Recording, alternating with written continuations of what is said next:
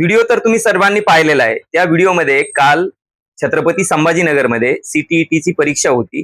त्या परीक्षेसाठी माता भगिनी परीक्षा देण्यासाठी गेल्यात, तर तिथे त्यांना जोडवे आणि मंगळसूत्र काढायला लावलंय.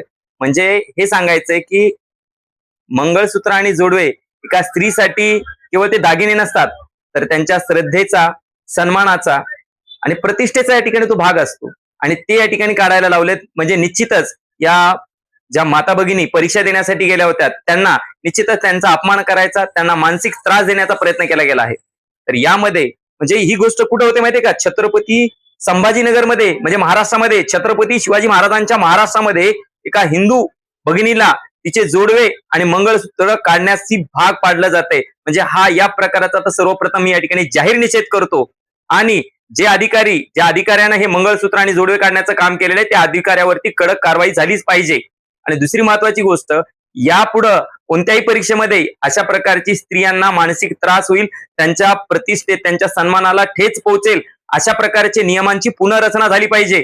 का म्हणजे मला एक म्हणायचं, जर तुमचा हा नियम अगोदर होता तर तो हॉल तिकीट वरती मेन्शन पाहिजे होता ना. तो नियम हॉल तिकीट वरती मेन्शन नव्हता, परंतु ऐन वेळेला त्या स्त्रियांना या ठिकाणी तुम्ही मंगळसूत्र आणि जोडवे काढायला लावतात. निश्चितच ही निषेध करण्यासारखी गोष्ट आहे. अतिशय म्हणजे अतिच्या गोष्टीची आपण या ठिकाणी शब्दात व्यक्त करू शकत नाही, इतक्या खालच्या पातळीची गोष्ट आहे.